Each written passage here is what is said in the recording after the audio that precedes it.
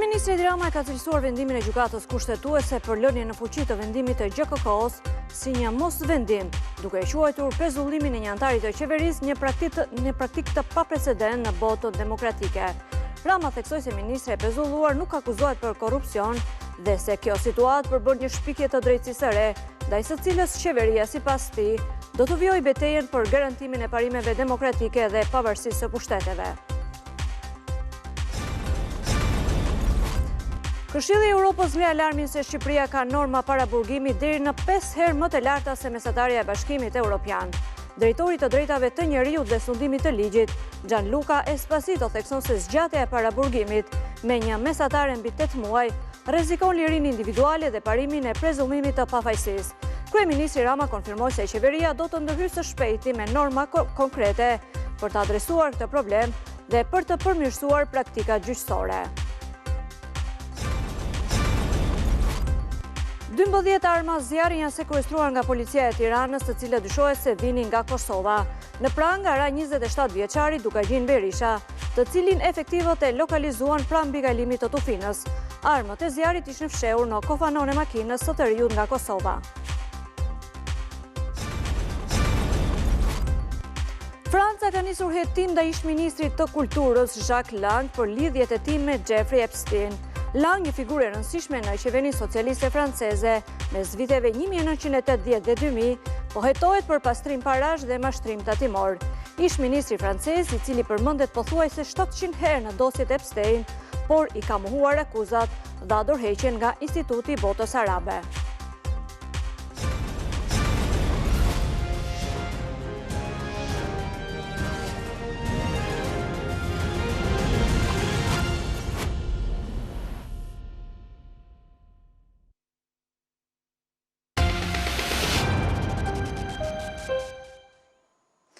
Mirëserdhët në News Hour, unë jam Eneta Shevroja dhe do të jemi së bashku gjatë këtij edicioni. Kryeministri Edi Rama e ka cilësuar vendimin e gjykatës kushtetuese për lënien në fuqi të vendimit të GKK-s si një mosvendim, duke e quajtur pezullimin e një antari të qeverisë një praktikë të paprecedent në botën demokratike. Rama theksoi se ministri e pezulluar nuk akuzohet për korrupsion dhe se kjo situatë përbën një shpikje të drejtësisë së re, ndaj së cilës qeveria sipas tij do të vijojë betejën për garantimin e parimeve demokratike dhe pavarësisë së pushteteve. Shënimi i fundit të ditës, por jo për nga rëndësia, është ai që lidhet me gjykatën kushtetuese, e cila nuk e ka gjetur dot forcën për të mos e lejuar rrimarrjen peng të qeverisë së Shqipërisë, me një mjet të paparë dhe të padëgjuar në botën demokratike, siç është pezullimi i një antari qeverie nga një prokuror dhe një gjykatës në një seancë paraprake, pra pa filluar akoma gjyshi. Kështu Shqipëria bëhet, për herë të dytë në 2 muaj, shembulli i parë i një budallëku botëror. Sepse gjykata kushtetuese u mbyt në lugën e ujit të turbullt të atyre që Cervantesi në librin e tij të famshëm Don Kishoti i Manchës i quan arsyet e mosarsyes. Por fakti është se mos vendimarrja e gjykatës kushtetuese e kthen në fuqi pezullimin e ministres, e cila, që të jemi shumë të qartë, pavarësisht se qartësia është një luks dhe një luks i rrallë që mund ta kërkosh, po vështirë ta gjesh në turbullirën e 700 tenxhereve politike mediatike, nuk akuzohet për korrupsion, as nga vetë prokurori që shpiku pezullimin e antarit të qeverisë, me vendim të një seance të mbyllur të përgatitjes së një gjyqi. Sidoqoftë, zhbërja e kësaj shpikje e 100% made in Albania e drejtësisë re dhe e drejtësisë ende të papjekur shqiptare, e cila nuk ka lidhje me rastin e çështjen konkrete, po me një parim të panegociueshëm të demokracisë, mbetet një domosdoshmëri për të rigarantuar pavarësinë e ekzekutivit dhe të parlamentit nga pushteti gjyqësor. Kështu që ne do ta vazhdojmë këtë betejë, ku na thiri me pahir çartja antidemokratike e pezullimit i antarit qeverie, dhe ku fatkeqësisht na mban akoma sot pa fuqia gjykatës kushtetuese për të marrë një vendim sa të thjeshtë, Është vendim shumë i thjeshtë se mjafton të marrë shembull çdo vend të botës që do, apo të gjithë vendet e botës bashkë, dhe nuk do të gjesh dot një gjë të ngjashme, por një vendim po aq të nevojshëm për të mos e lënë Shqipërinë vendin e vetëm në planet, ku sot aktualisht me këtë brutalitet të rilegjitimuar nga kjo mosvendimmarrje, vetë presidenti i Republikës mund të pezullohet nga i pari prokuror që gdhihet me këtë ide në kokë. Në ndërkohë, kam dhe diçka tjetër. Kujdo që ka vënë buzën gas apo ka nxjerrë gjuhën jashtë pas mosvendimit të kushtetucës dhe bën hosana dhe fërkonduart me kuturisjet e modës re të arresteve pa gjyq, u them një gjë. Kush beson se përpjekja e natyrshme për shtetin ligjor, e të gjithë bashkë, e jona, qeveri, parlament, drejtësi, me gjithat përpjetat dhe tatë pjetat e saj, arritjet dhe lajthitjet dhe drejtësisë re, do të prodhojnë ndonjëherë kosto për këtë shumicë qeverisëse, të cilat do ta kthejnë në punë mullirin e prishur të opozitave, gabon ditë dhe natë. Sepse nuk kupton atë që e kupton shumë qartë populli shqiptar, njeriu i zakonshëm i Shqipërisë. Lufta për drejtësi, për shtet ligjor demokratik, për Shqipërinë europiane në Bashkimin Evropian ka vetëm një garant, ende sot për sot. Mua dhe këtë shumicë qeverisë. Ka që thjesht. Këshilli i Europës ngre alarmin se Shqipëria ka norma paraburgimi deri në 5 herë më të larta se mesatarja e Bashkimit Evropian. Drejtori të drejtave të njerëzit dhe sundimit të ligjit, Gianluca Esposito, thekson se zgjatja e paraburgimit me një mesatare mbi 8 muaj rrezikon lirinë individuale dhe prezumimin e pafajësisë. Kryeministri Rama konfirmon se qeveria do të ndërhyjë së shpejti me masa konkrete për të adresuar këtë problem dhe për të përmirësuar praktikat gjyqësore. Shqipëria ka norma paraburgimi deri në 5 herë më të larta se mesatarja e Bashkimit Evropian. Gianluca Esposito, drejtori i përgjithshëm i të drejtave të njerëzit dhe sundimit të ligjit në Këshillin e Europës, theksoi se këto janë sfida serioze për vendin, ku paraburgimi përdoret gjerësisht dhe në periudha kohore të tezjatura. Esposito në një intervistë për Agjencinë Telegrafike Shqiptare citoi gjetjet e raportit të fundit të Komitetit për parandalimin e torturës, duke konfirmuar se situata në Shqipëri është vërtet shqetësuese. Shkalla e paraburgimit në Shqipëri prej 94.6 personash për 100.000 banor është pothuajse 4 ose 5 herë më e lartë se mesatarja e Bashkimit Evropian.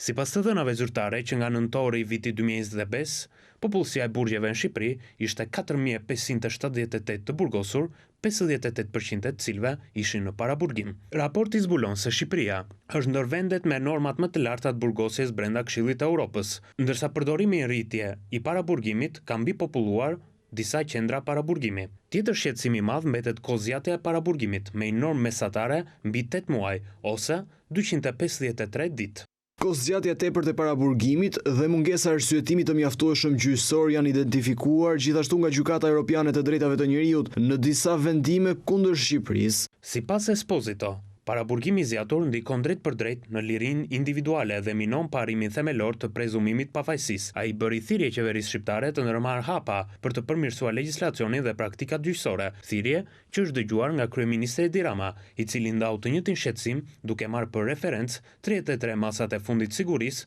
për Kurum, të cilat arritën një kulm të ri këtë javë, me 30 e kusur flet arrestet prerë nga një prokuror në Durrës, i cili në fakt nuk paraburgosi vetën veten e vet, se gjithë qa kishte rreth e rrotull për një çështje që nuk përmbush asnjë kusht, zero hiç nga ato që Këshilli i Europës dhe Drejtësia Demokratike përcakton si kushte të domosdoshme për arrestin, i futi në një thes. Por edhe kryeministri Rama konfirmoi se qeveria shumë shpejt do të ndërhyjë me masa konkrete për të adresuar problemin e paraburgimit në Shqipëri. Paraburgimi është një plag në Shqipëri dhe ne jemi të vendosur që do të ndërhyjmë për ta shëruar këtë plag me masa të tjera. me ato që e kam quajtur reflektimi i madh dhe për cilin po punojmë me një sër partnerësh shumë të rëndësishëm europian për të bërë ndërhyrjet e dhura dhe pa humbur shumë kohë.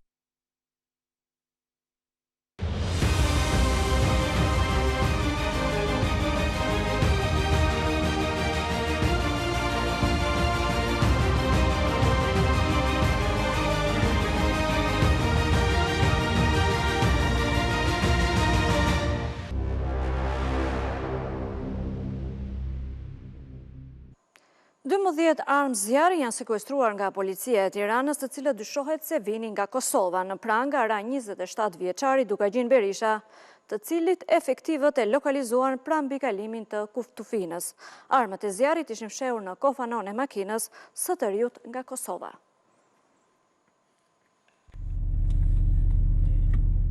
Policia e Tiranës ka goditur një rast të trafikut të armëve të zjarrit duke sekuestruar 12 pistoleta tip Glock dhe municione luftarake, të cilët dyshohet se do të shiteshin në zonën e freskut në kryeqytet. Në pranga ka rënë poseduesi i armëve Dukajin Berisha, 27 vjeç nga Kosova. Policisë janë dashur disa javë hetime të bazuara në informacione që kanë bërritur tek uniformat blu për trafikun e armëve të zjarrit. Efektivët kanë lokalizuar mjetin e dyshuar në daljet e Unazës së Madhe, pranë mbikalimit të Tufinës, ku kanë ndërhyrë duke ndaluar atë për kontroll. Në automjetin tip Volkswagen që drejtohej nga 27 vjeçari nga Kosova, policia ka gjetur të fshehura 10 armë zjarri, pistoletë Glock dhe municione luftarake, konkretisht në kofanon e mjetit. Po në kuadër të këtij procedimi penal janë sekuestruar edhe 2 pistoletat të tjera Glock, duke çuar në 12 numrin total të armëve të sekuestruara. Dyshohet se i arrestuari është pjesë e një rrjeti më të gjerë të trafikut të armëve, ndërsa vijojnë hetimet për identifikimin dhe kapjen e personave të tjerë të përfshirë në këtë veprimtari kriminale.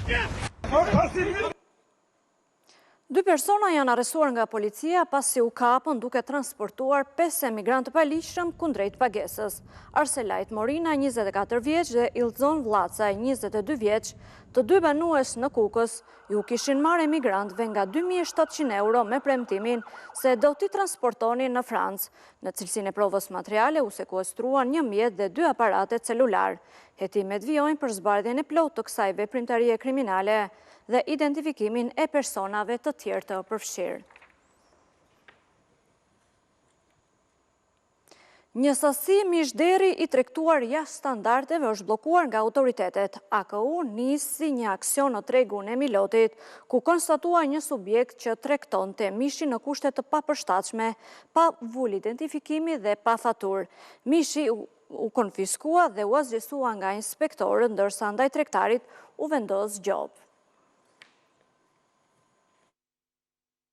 Autoriteti kombëtar i ushqimit ka bllokuar një sasi prej 75.8 kg mishderi në tregun e Milotit pasi u konstatuan parregullsi serioze. Sasia e bllokuar ishte pa vull identifikimi, pa faturë tatimore dhe po tregtohej në kushte të papërshtatshme për konsum, duke rrezikuar shëndetin e qytetarëve. Mishi i konfiskuar u asgjësua nga inspektorët, ndërsa ndaj tregtarit u vendos edhe masa administrative. Autoriteti kombëtar i ushqimit thekson se mbetet në gatishmëri për të garantuar sigurinë ushqimore dhe mbrojtjen e shëndetit të konsumatorit.